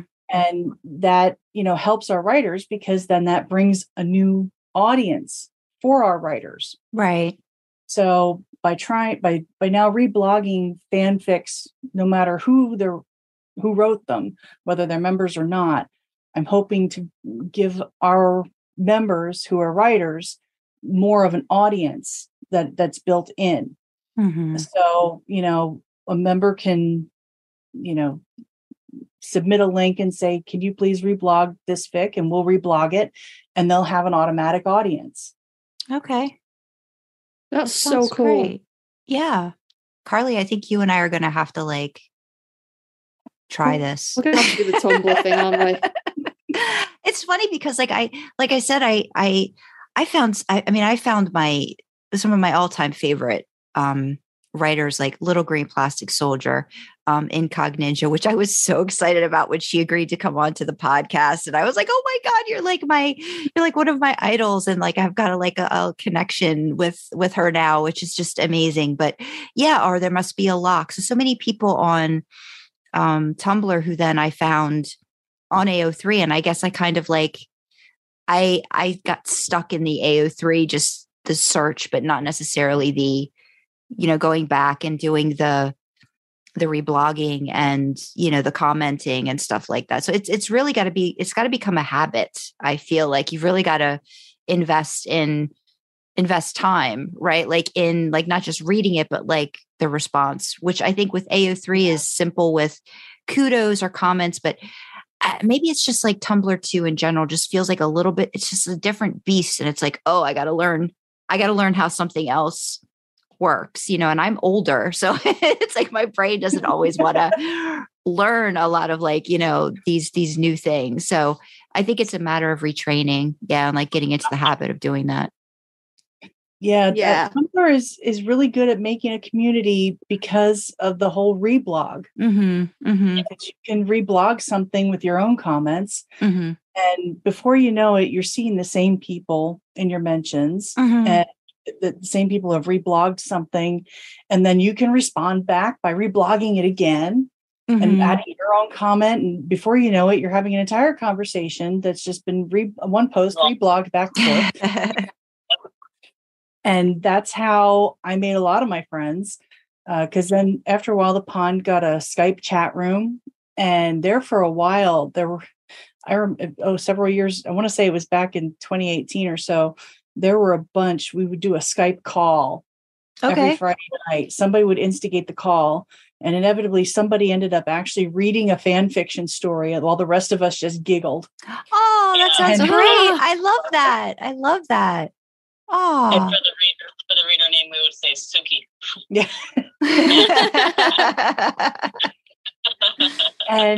and so, that brought a whole new sense of community to the pond, was being in those chats. And so then when somebody said, you should get a Discord server, and my response was, what's Discord? Yeah, and Michelle were like, what's Discord? We'd never heard of it. That was just Skype. Mm-hmm. And so I actually said to someone, I said, all right, as soon as I get some time, you understand Discord, you're going to have to teach me Discord. And so somebody actually sat down with me and helped me learn Discord so that I could create the Pond Discord server, figure out how to set up permissions and set up roles and learn how it works. And I still would not call myself a Discord expert, but I at least know just enough to keep the Pond Discord going. No, that's good though. No, it's great to be able to, I think creativity or interest pushes, the ability to want to learn different things too. So I think that's always important. So I guess, Sarah, with the ocean kind of being, this offshoot, are you finding that you have the volunteers and things needed to kind of get things off the ground? Since you're primarily, it sounds like still Tumblr based, do you have it sounds like you have tag sheets figured out and all that. Is there anything that you're still trying to kind of beef up on your end for the ocean, or that you might need volunteers for? Well, we have a Discord as well. I actually know Discord because I've been using it way before I started writing fan fiction. Okay. So I'm like, that post's gonna be easy. Okay. I am not good at Twitter at all. So, like, if I wanted to do what the SPN FanFic Pod's doing, I would not be able to, because I wouldn't know what to start, what to do, how to do it. I have recently gotten into AOC, and I know a few of the people that we have in the ocean use that as, like, the main thing. So I was thinking about trying to, like, I don't know, do something over there, but, like, as I was mentioning, it doesn't really give y'all space to do community things, so it's harder to do that. Yeah. But like Marie's been helping us out. It's like she's amazing, and the Pond admins have been helping me out. Like anytime I have questions or like, so how y'all doing this? Like they help out. They're like, well, we give you. Michelle's like, I'll share my ideas with you. And, like we've just kind of been bouncing off each other for like a while. It's been very helpful, but good. The whole Twitter thing, I would not be able to learn how to, like, I would like to learn how to do it myself, but like at the same time, I'm like, maybe I need someone that already knows. Yeah. And I think that lends Michelle into, like, I think because we talked a little bit on Friday in terms of like what do you need from the community, like for the Pond? Is it more volunteers? Is it, like how could writers or fans, get involved a little bit more to maybe like help with the overall behind the scenes? Is there because it sounds like you need help. Honestly, bodies who have time. One thing, oh gosh, it's 2023. That means I've almost been doing this for 5 years now. The one thing that I've learned is that no matter how much I love doing it, I get tired sometimes. And we've taken a couple of hiatuses, when things have gotten rough, and we've, like, just this past summer we took 3 months off because all three of us we were having stuff happening in our lives, and we had been putting things out and we weren't seeing the return that we expected. So because we weren't seeing the return we expected, all three of us were starting to get burnt out. And we, the fandom is getting smaller. At conventions, I know if anybody watches the videos from conventions, you always see Jared say, whose first time is it? And everybody starts clapping. And at conventions, we're seeing a lot of newcomers to the fandom. We're not seeing that same swell on Tumblr. Now, since Twitter's become unstable and questionable, I know a lot more people are coming to Tumblr. We're seeing a little bit of a rise in membership. Just like last month, we had 1 new member, and this month we've already got like 6 or 7. So I don't know if that's people coming over to Tumblr from Twitter and going, oh, hey, there's like a world over here and it's cool. Yeah. I don't know what's going on with that, but so back to my original point, we took a hiatus over the summer because, things were just dead. And so we said, you know what, we're working really hard and not seeing a return, and we just need to rest for a little while. So we took the summer off and came back and, had these great ideas with, doing the monthly celebrations and things like that. And so every now and then you got to take a break. But right now we have, for those who don't know the pond, the way it is set up, we have guppies, we have jellyfish, we have manta rays, and then we have the admin.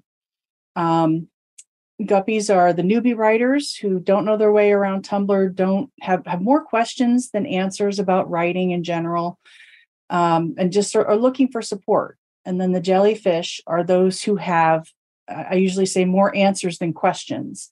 People who've been around the block, they know their way around Tumblr and they know about AO3, and they're confident in their writing, and they feel like if somebody came to them with a question, they would have an answer for it. Manta rays, I always say, are jellyfish with responsibility. They not only have to be confident in their writing and confident in how to use Tumblr and things like that, but they have to want to actively support other writers. They have to want to put the time in, which it's not a zero amount of time. Yeah. It's, we ask for a couple of hours in the Discord server every month, scheduled ahead of time, so that, any newbies who have questions about their writing, but they're maybe too shy to just, put a message in somebody's ask box or send a private message, can just go in the Discord server knowing that there's going to be somebody there who can help them. And so, 2 hours every month, each manta ray spends some time in the Discord server just hanging out. And, they're there to answer questions about writing, but, we talk about all kinds of stuff. Sometimes all we do is pass around pictures of our pets, talk about recipes or, poop, whatever it is that comes to mind, we talk about it. And, sometimes, we'll, I've run some games and stuff, some writing games and stuff during my chat times, just to fill time. But, usually it's the Discord server is all about going in there and saying, all right, I got this idea, but I'm having trouble with it. Anybody, want to brainstorm with me, that kind of thing. And I've forgotten where I was going. We're just talking about like what you would need from, like, as you start saying, we just need bodies. Yes. So right now we have 2 manta rays. Okay. And they've been manta rays for a few months now. And we've got about 3 people who have expressed interest in becoming a manta ray. And whenever someone expresses an interest in becoming a manta ray, we always say, pretend to be one for at least a month and see how you feel at the end of that month. Put the work in, do the reblogging on your own blog, spend some time in the Discord server talking to other writers, spend some time pretending that you're a manta ray. And then at the end of a month, was that too much? Because it's not easy. It's a lot of work. And it doesn't sound like a lot of work when you start to think about it. And then okay, well, I have, helping us boost things that the pond are doing so that everybody knows, hey, we're doing a thing. Spending time in the Discord server, talking to other writers, that's a big thing because that's where most people interact now, but also reading stories that other writers have written and reblogging them with comments and support and feedback, and that all is time. Yeah. And a lot of people are like, oh, I want to be a manta ray and it'll be so cool. And then they do it for a month and they're like, okay, no. Yeah. Yeah. I have life things to do, and that's a lot of work. Yeah. No, I get that too, because I think just Karlee and I, when we first started, the podcast, I don't think we really realized how much work was going to be involved, in the behind the scenes and the scheduling and the researching and, the editing and the mastering and the posting and all of that stuff. So yeah, definitely when it's I guess when you do enjoy it, it's like, how much of it do you want before it like turns into like, oh, this is so laborious and now I don't want to do it anymore. So you've got to constantly have that feedback loop, like you were talking about, where, you know, you've got that, oh, you don't want to keep writing and not get any feedback. So it kind of just goes across the board. Yeah. No matter what you're doing. Yeah, exactly.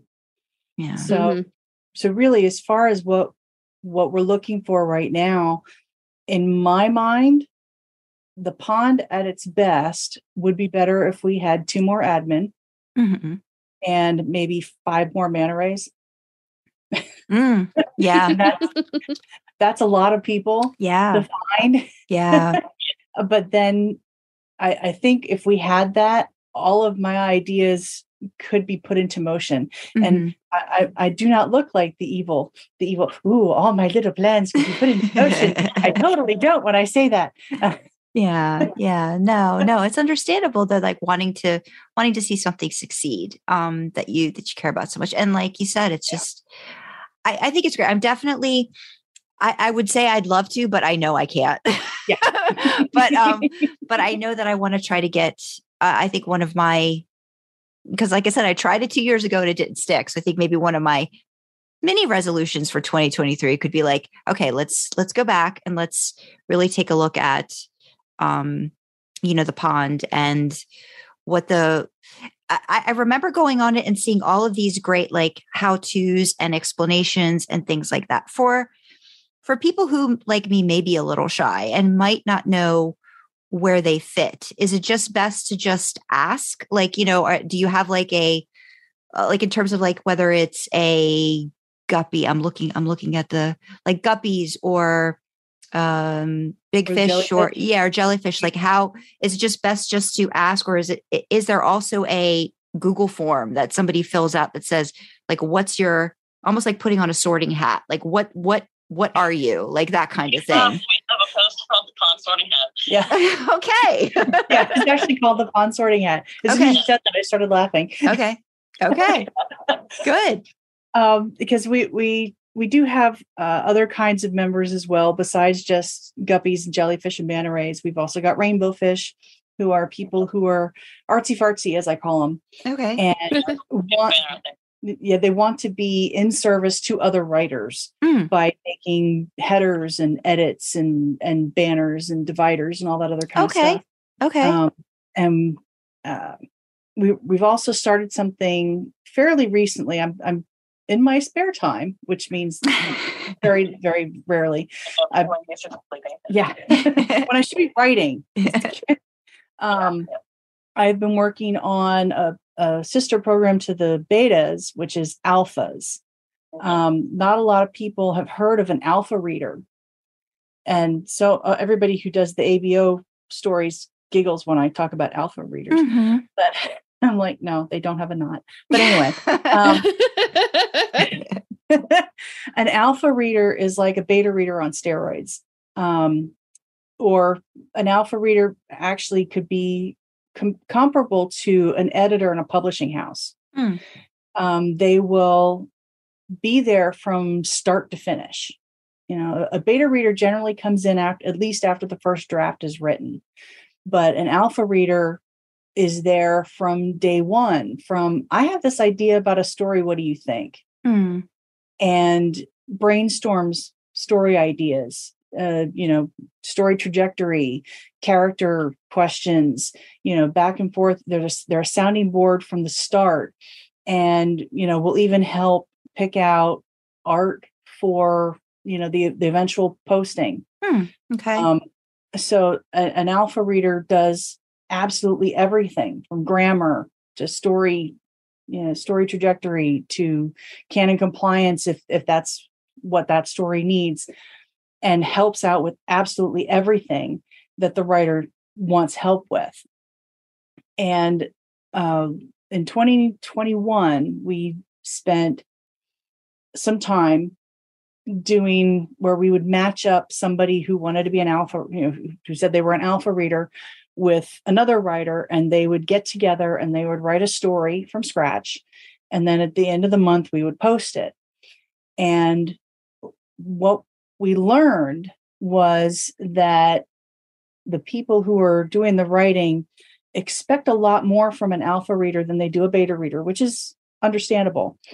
But we had one alpha reader where English was their second language. And so they did not have a strong grammar knowledge. And we got a complaint that if they were an alpha reader, they really need to have a strong knowledge of grammar and punctuation. And we said, okay, so now we know that that's what's expected of an alpha reader in the pond. And so the alpha readers that were involved in the program in 2021, we all got together and started talking about what competency level is expected of an alpha reader. And we put together a quiz of 50 questions that 40 of them are pure grammar. It's, lie and lay. It's where do you use a semicolon, that kind of thing. And then there's 10 questions that are general canon compliance that I will admit were primarily mine. I have pet peeves. Every now and then somebody will post a fic where Bobby's wheeling himself in a wheelchair around the bunker, and I go, no. That is not, that did not work. No. Or someone goes from the bunker to Bobby's house and no, those two things do not go together in my head because they were not together in canon. Yeah. So canon compliance is a little bit of it as well. And we're still working on the other part of it. I've had somebody, excuse me, Negan's Lucille Tumblr. She put together a short one shot, not even 1,000 words, that is just riddled with errors. It is the most terrible thing you've ever read in your entire life. And the idea was that people who want to be an alpha reader will go through it and respond to it as they would if a writer sent it to them and said, I need help, help me fix this. Okay. And we're kind of stuck in that because we had one person submit it. In fact, I think it was Incognita. And I looked at her responses, and so many of them were just not in the realm of what I was expecting. They're perfectly valid responses. Right. They're wonderful responses. They just weren't what I was expecting. And I went, okay, I need to think this part of this test through better. Yeah. Because she just did things in a way that I completely wasn't expecting. And I went, okay, so other people don't think like I do. I forgot that. And so right now I'm stuck on the how to evaluate that. Right. Because you get into that whole editor thing when you were talking about too, like how beta readers establish that connection or that, with a writer, and you can have very distinct experiences with different editors. I've done a couple like small press publishings with a couple different when I tried, and then I just said, I'm just going to self-publish, screw it. Nobody's marketing me. And I don't even market myself well, but I can at least do better than everybody else does. But that there's that whole, if you click, and somebody's going to see something different. So it's the development, it's the copy, it's the line edit. It's like, and how do they work with the writer too? And what are they seeing that, that's so interesting that you guys are doing that part too. Do you have any alpha readers, or is this still like a thing that you're searching for? Like they still have to go through all that? Pretty much anyone who was involved with the original program, we told them if they wanted to be an alpha reader, they would be grandfathered in, as it were. Okay. And a handful said that they wanted to be put on the new alpha reader list. So we have a list of alpha readers out there. And we are taking applications for new alpha readers, but like I said, we're kind of stuck on that evaluation process and trying to figure out exactly how to evaluate something that is in essence very subjective. My original thought had been, well, as long as they find all the grammar and punctuation mistakes and the few little canon mistakes that we put in there, things that, like Dean said, I don't like pie, that kind of thing. If they found all that, then anything over and above that would be bonus. But like I said, MJ came back and instead of correcting the mistakes, like in one paragraph, instead of correcting the 3 mistakes that were in the paragraph, she suggested that the entire paragraph be rewritten. Okay. Perfectly valid reason, because the paragraph was terrible beyond punctuation grammar, as it was intended to be. And I went, okay, but how do I grade that? Because she didn't make the individual corrections I was expecting, but when she made a suggestion on how to completely rewrite it, it reroute. Ooh, that was bad. She rewrote it and wrote out all of the errors. Okay. So technically she's not wrong. It just wasn't the answer I expected. And so I was like, okay, so I need to figure out, what exactly do I want to see? Does that bother me, or is that okay?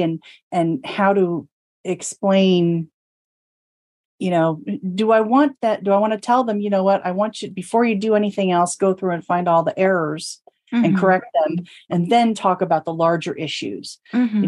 So it's trying to figure out how to evaluate that response that we're still working on. So I've got a couple other people that are waiting for me to figure that out. Okay.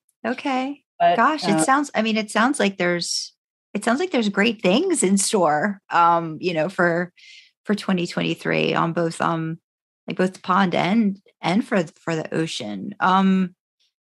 I guess because we've kept you on for a really long time, so we're going to try to wrap this puppy up. I guess too, I would want to know from, say, Sarah, like, going forward for 2023, do you have any particular hopes or dreams for the ocean that you want to try to see come to fruition? Or is it just a matter of, building up the community and just seeing what happens with it? Right now I'm focused on, trying to build it up, get a lot of things, but I too have so many ideas for the ocean that I would like to see happen, but for that we might need more people. Because right now it's just us 3 admins, and 2 of us are super busy, and we've kind of put it all on Marie, and I keep apologizing to you every time. I'm so sorry. But at the moment we're kind of focusing on just building it up, getting it out there, and I have some ideas, a lot different from the pond. I don't want to copy the pond 100%. I want the ocean to be its own thing, have similarity, but still its own little page. And so, but I feel for all my ideas I have, they're for a community that's already pretty much built and popular. So we got to get it built up before we can actually act on any of the ideas. Right. So that's what we're kind of focused on now, is finding more people to join in, find writers and heroes, and just get the word out there that hey, we're here. Yeah.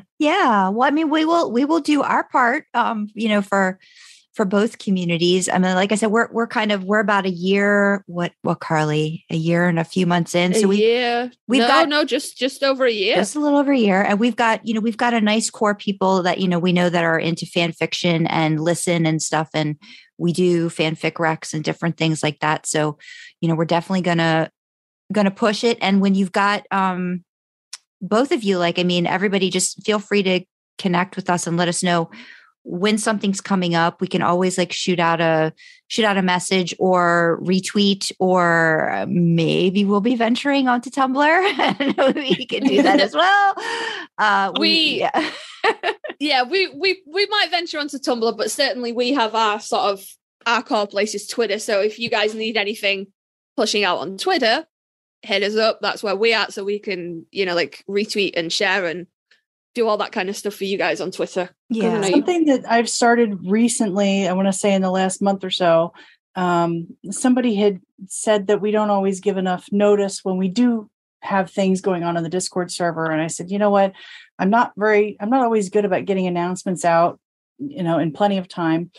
So instead of trying to be better about putting out individual announcements, I've just started writing a weekly newsletter. Of everything that has been happening in the week past and everything that is going to happen in the week forward.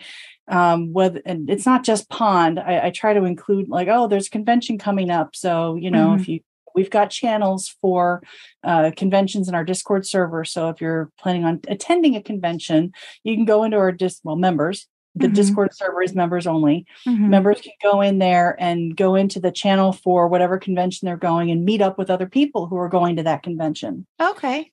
That's good. Yeah. And there's also, I follow a whole lot of the musicians that are related or somehow related to somebody who's related to the show.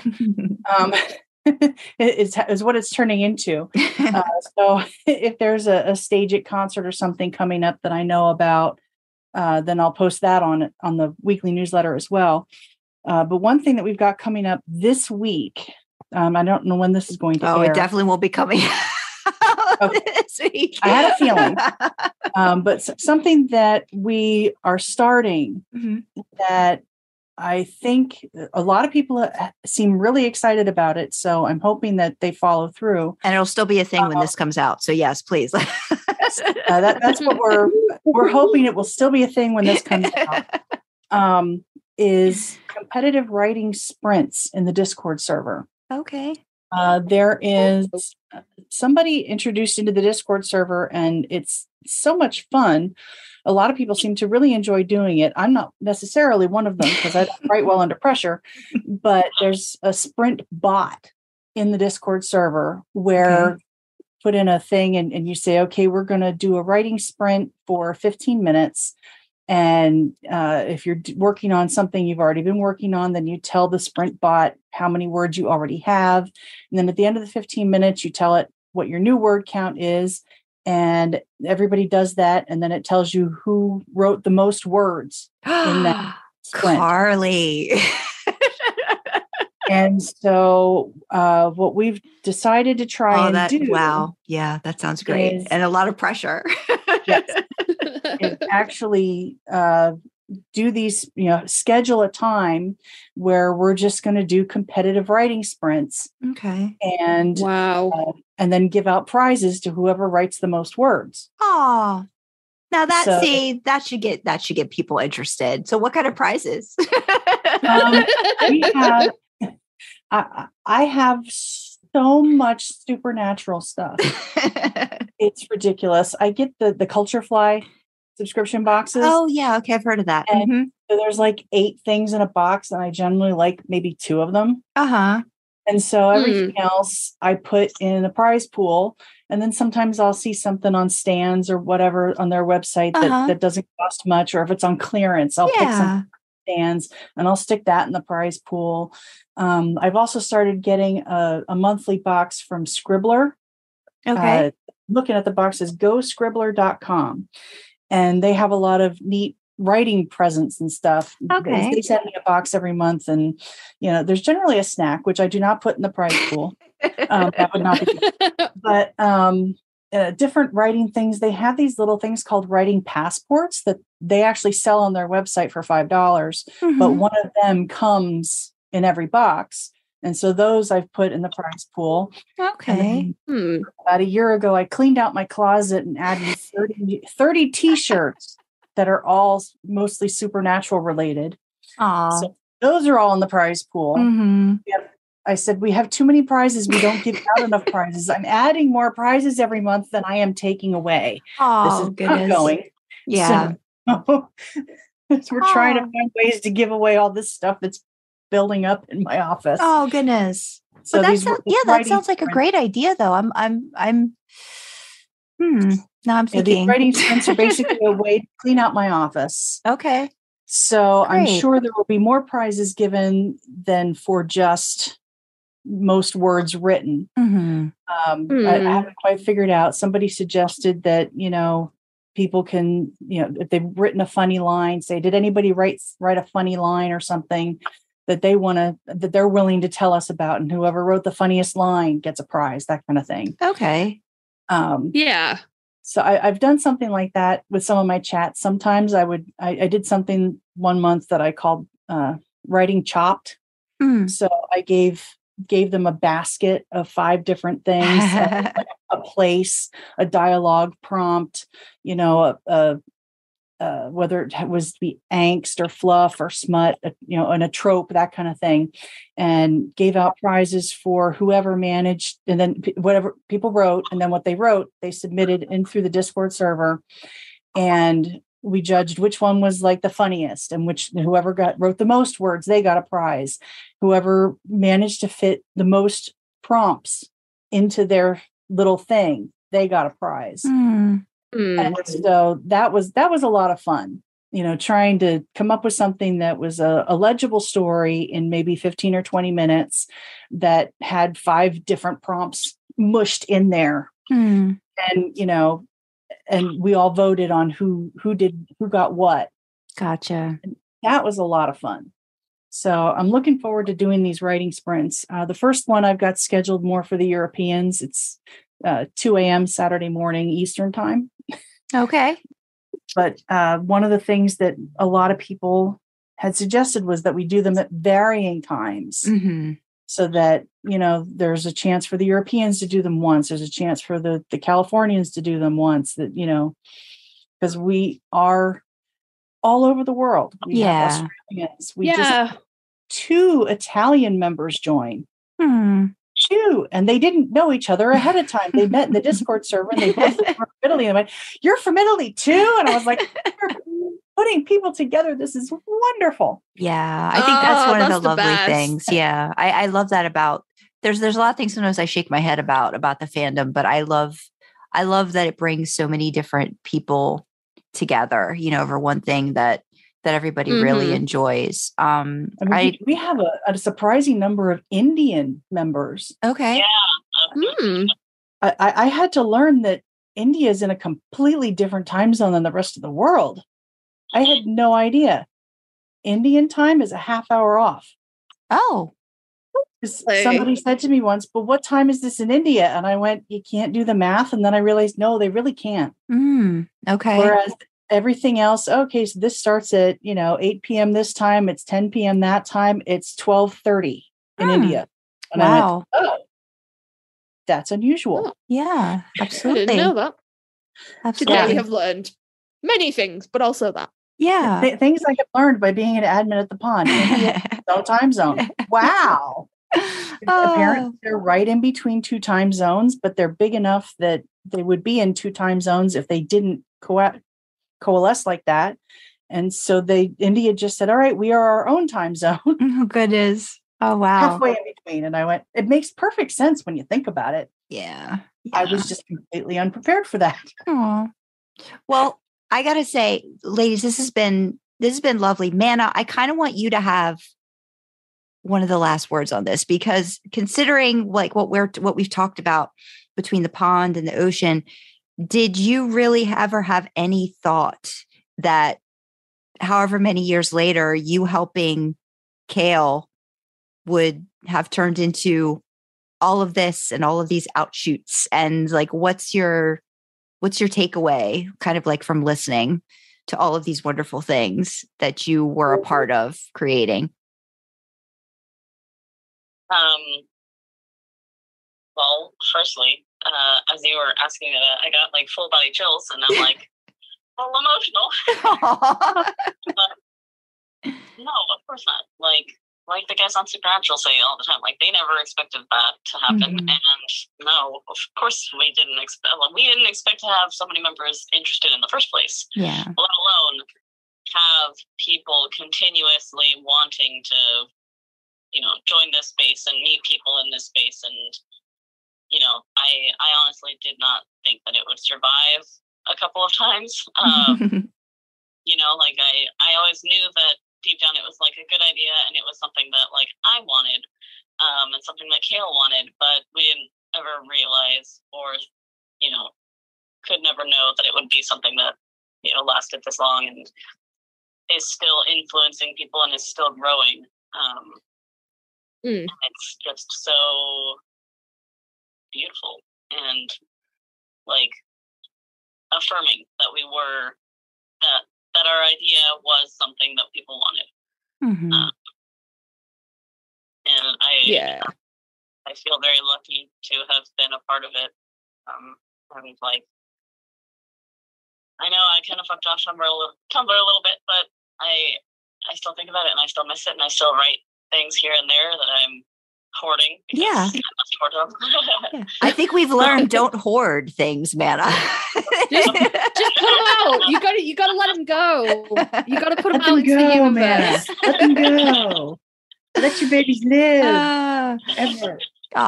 No, yeah, I just, again, like I've known of it, but I didn't really understand the extent of it and how big it is. So I think it's great to be able to share that, with other people. And like I said, sometimes it just, if you just don't know, if you don't know, like I didn't know anything about Supernatural until 2019. And I was like, wow, just whole thing out there. So I think it's great to give people the opportunity to learn about all this stuff that you're doing and how, Sarah's now got the baton for the ocean too, so like you guys keep churning that stuff out and that creativity and giving people reasons to want to emulate, right? Like not necessarily imitate, but emulate and build off of that. And I think that's wonderful. Big old claps to all of you for doing this for the community, for Supernatural and beyond and all the other fandoms. I think it's awesome. Thank you. Thank you. Thank you very much. 100% agree. All right. You are not allowed to go and talk to Claire about Google Drive. Do not do this. I won't. I will have none of this bullshit, Sandra. I won't. No, I won't. No, I'm kidding.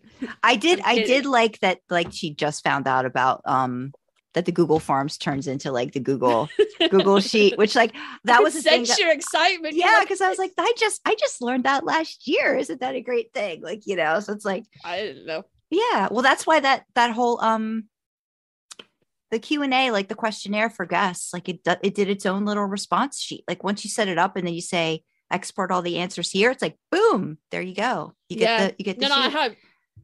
I have the sheet now. I didn't have the sheet before. Well, I did have the sheet before, but I never logged into Google from the podcast account. I was only using my account, but it's fine. Yeah. I tell you what, though, I will certainly be digging out my Tumblr login and gonna have a look around because that was incredibly overwhelming. Yeah, in terms of information. Yeah, but I want to go and have a look and just see.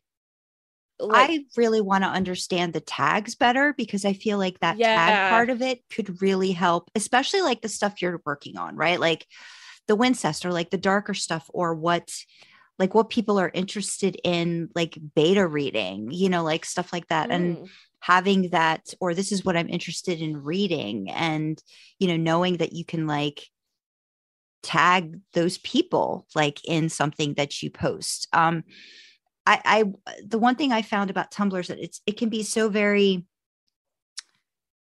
what's the word? The formatting part of it can get like, if you really want to make stuff look fun or look a certain way, that can get kind of overwhelming. So it's like, oh, do you have to like get into like HTML? And yeah, but I mean, you could probably get away with that by not doing that part of it and just like saying, here's my fic, it's posted on AO3, and here are all the tags. You know what I mean? Like that kind of thing. Yeah. And because your stuff isn't locked for people, then I think that shouldn't be, an issue. Like any guest, even if somebody is like on Tumblr and wants to read it, they could still read it that way. So yeah, it's, there's a lot, but I definitely like, and even like the Discord stuff, like, we have a Discord, but we don't use it, but I would like to, if there's community out there that we could reach, that to me is like it's a work in progress, right? Like, I feel like we're all works in progress. So I'd like to, one of my things to try to do is kind of like, make more friends, just kind of like get out of my shell a little bit more and kind of do that. And maybe and I love that they have a Discord for conventions. I got to get in on that because I'm like, I was thinking that. Yeah. I'm like, I'm gonna try to get to New Orleans. I gotta make some connections with some people and stuff. So I know what I'm going to be doing this week. It's another place that we can play. Where is Sandra currently? Yeah. We do have to do that, don't we? Oh my God. They have like links and stuff. They have a lot of stuff. I just remember too, like when I first looked at it a couple years back, like when I was getting into like, okay, writing and knowing that there were so many authors that I enjoyed that then were on AO3, like I said, it kind of made it maybe a little too easy for me to not go back. But if that's where the community is, because I feel like Twitter's a dumpster fire, and Tumblr might not be that much better, but I feel like you could really find like-minded people. Maybe this seems like a way to try to find that, so I'll have to look into it a little bit more. I just find, I don't know what it is, but it's just something about Tumblr that's just, it's really overwhelming. Yeah, like there's a lot of information, and in my mind there doesn't seem to be any rhyme or reason or structure or anything to it, and I'm like, I think that's the whole point of why so many people do like it, though, like, and I guess it is a matter of like training, retraining, like going from one thing to another, and this is how this operates rather than this, and that can be a lot for people. I mean, I know for me, like I found that to be like a great place where you would have like the gifs, the GIF gifs, the GIF gifs, like the gifs, like, like Dean or whatever. And so like certain accounts like had great things. So, I mean, like I like people and I go on there occasionally, but I'm usually just scrolling and like liking things. And sometimes I'll reblog stuff, but see, my issue is I reblog, but I don't comment. So that's kind of where I have to get, I have to get out of that. I have to be willing to share my voice a little bit more and not be so worried about the repercussions and things like that. So yeah, lots of things we're learning. Yeah, we will have to. I mean, you got to go where the people are, don't you? Yeah. So, because I mean, I know you've been talking too, like, like some stuff's not getting the hits, and I wonder if going into, I don't understand. Yeah, so I wonder if going into the fanfic, looking at some of that information that they have, if that might help you find an audience and people, that write stuff that you also like, that goes beyond, me and my Dean and original, character I situation. love your stuff. But it's also about, other things too. So, and you gotta check that stuff out too. So maybe one day we'll take a look together. Maybe we'll hold each other's hands and we'll kind of like, okay, let's look and see what this is about. Someone can share a screen and we'll have a look through. Yeah. No, I'm fully on board. Should we wrap this puppy up then? We should, because it's been a while. Yeah. So if you want to reach out to us, you can email us at idlingintheimpala@gmail.com, or reach out to us on Twitter at idlingintheletterd_Impala. If you'd like to make your voice a male, check the description for a link to send us a voice message. You can find links to our personal socials and our AO3 accounts in the description. And there's also a link to my author website and my original fiction. Also in the description will be links to our Ko-fi page if you feel able and you want to give a little donation just to give a little bit back for all the hard work that goes into every episode. Sandra is a beast, y'all. And also, our merch store is in there. We are currently in the process of thinking up maybe some new designs or some new apparel. So if you have an idea for either, hit us up on Twitter and let us know what you want from us. But there's already stuff in there, so treat yourself. It's been the holidays. It's been busy. It's been stressful. Buy yourself a t-shirt. And with that, we will say thanks for joining us in the backseat, and we will see you next time. Bye, guys. Bye-bye.